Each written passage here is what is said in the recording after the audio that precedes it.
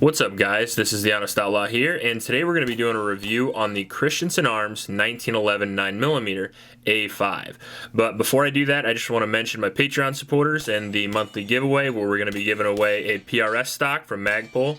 If you want to join, all you got to do is become a patron.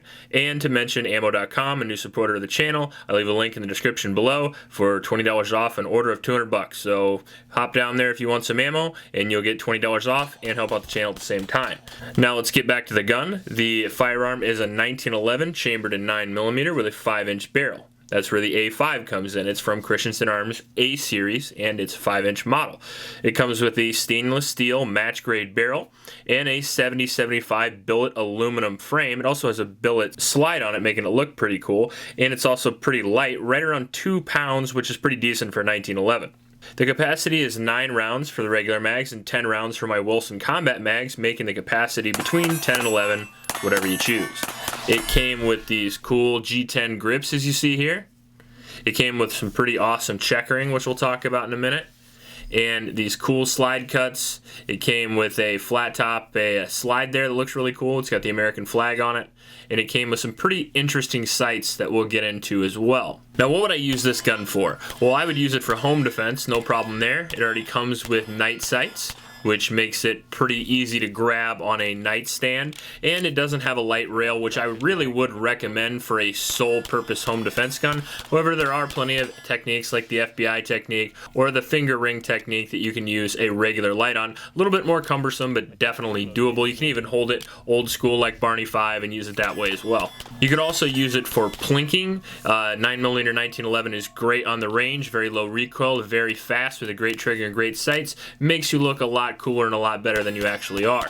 And you could also use this gun in particular for carry. Personally, I wouldn't use a 1911, full-size 1911 for carry. I have carried and still do carry an aluminum frame commander size, but this gun you could carry without much of an issue. Being about 10 ounces lighter than a standard steel frame 1911 makes it a lot more manageable, especially considering I know plenty of people that carry full-size 1911s. You just have to find the right holster and belt system. Now, if you're looking for a primary carry gun and that's all you're looking for, I would go for something smaller. If you're looking for a 1911 that can do everything, this is not a bad option. Now, before we get to the reliability on this, I gotta say that this is in fact a loaner gun. I got this from William Chappell. He is a viewer of mine, and it was also sent to me by Walsh Gun and Tackle, and I really appreciate that. And a big thanks to William Chappell for sending this gun for me to review. Now, the reliability was excellent. I'm happy about that because sometimes high-end 1911s can be a little picky with ammunition, and this wasn't. I shot American Eagle and Fiocchi through this, and I shot 500 to 600 rounds or so, and it had 0 malfunctions whatsoever. And for a high-end 1911, if you shoot 500 or 600 rounds, it's got 0 problems. It's usually going to be pretty good after that because then you're going to break it and it's going to get even looser and it's going to get even more reliable. Now, one thing you have to remember with 1911s, you're going to have to keep it a little bit cleaner than your standard Glock or M&P simply because of the slightly tighter tolerances and the fact that it is a 100-year-old design. Now, accuracy I feel like is where this gun really shines. The guaranteed accuracy is pretty impressive. However, it does take a little bit of a learning curve for me personally. Now, I know this gun can shoot 5-inch groups at 50 yards or what ungodly thing they're getting 1911s to shoot these days, but the accuracy that I'm talking about isn't vice accuracy. That's not what we talk about on this channel. We talk about standing accuracy, accuracy you can get from the prone or kneeling position. You know, because guns for me, they're either on the range guns or they are shooting for self-defense guns, and in neither of those cases do I ever have a bench rest to shoot my guns off of, so I shoot the way I shoot would normally shoot a handgun, and that's how I judge accuracy. And in that, this gun is very good, just like a normal 1911 would be, and a big part of that is that single action trigger. Very, very, very awesome. Very short travel, very short reset on it as well, making it very fast. But the one thing I had to get used to were these very interesting sights here. Now, I did get used to them, and it took me a little bit. For some reason, I had to really try to judge where you put this in the sight picture because it actually has a round front sight on it. And I don't think I've ever shot a handgun that had a rounded front sight on it. And match that with the rounded rear notch. Every once in a while when I was trying to shoot fast at distance, I would have a little bit of an issue trying to figure out where to line up the top of that sight. But once I figured it out, it was no problem at all. And if it is a problem for you, sights are very easily switched out. However, these are high quality sights, and the good thing about it is, scientifically, the round sights are supposed to be faster up close, and that is where you're going to use a handgun in the first place, 99% of the time at the very least. So being faster 99% of the time and slower 1% of the time is not so bad in my book. Now, ergonomics and shootability, very impressive again, but I am a 1911 guy, and this is a 1911, and 1911 9mm are my favorite range gun, probably tied with the CZ Shadow series. It handled a little bit better than the Colt, although it's lighter because of the great checkering on the front strap and the mainspring housing. Not to mention, it came with these very impressive G10 grips, which I really like. And the controls are very smooth as well. That's something you'll notice with a high-end 1911. You feel how unbelievably positive the safety is, and that's how it's supposed to be. You're supposed to know when that disengages and re-engages. You're never going to do it by accident, which is really, really nice. And the slide release, all the controls are excellent.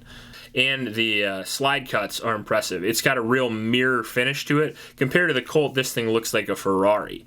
I mean, the finish, I mean, I could check my teeth with this. It's very impressive. And the slide cuts are useful. I wouldn't call them super useful because if I was going to press check, I wouldn't want to go that close to the barrel, although you could if you wanted to. The magazine release also very, very nice. The magazine's going very well. It came with 6 Metgar mags. I don't think yours would probably come with that, but that's what William Chappell sent me, so I really appreciate the extra magazines for the extra fun.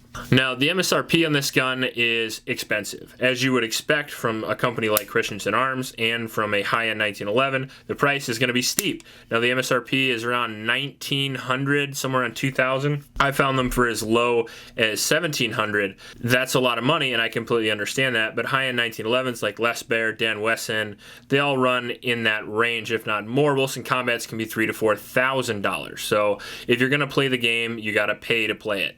And this, I believe, is worth it. If you're looking for this particular gun, it's worth it, I should say.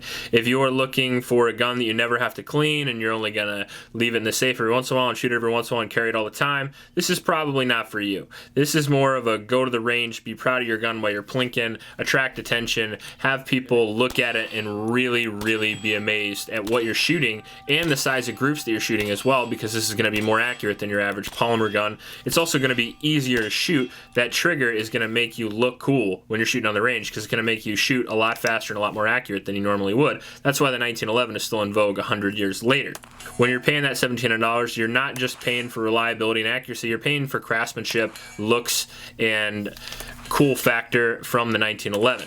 It does have that classic feel and look with all the bells and whistles of a modern gun that you could look for. So is the $1,700 worth it? Again, maybe. Maybe if you're into this particular gun, then it definitely is. If you are looking for just a regular old cheap gun, then maybe Canik, M&P, or Glock is your gun. Personally, I think this gun is excellent. I had no reliability issues. It was very accurate, it looks very cool, and it shoots very fast. Other than that, you can't really ask much else of a firearm. Now, I know one of the downsides to the 1911 is the capacity, and I get that. But hey, 11 rounds is not that much shorter, and it just makes you quicker on your reloads. If you like this video, please like and subscribe. Please help out your local homeless shelters, and remember to recycle. I'll check you later.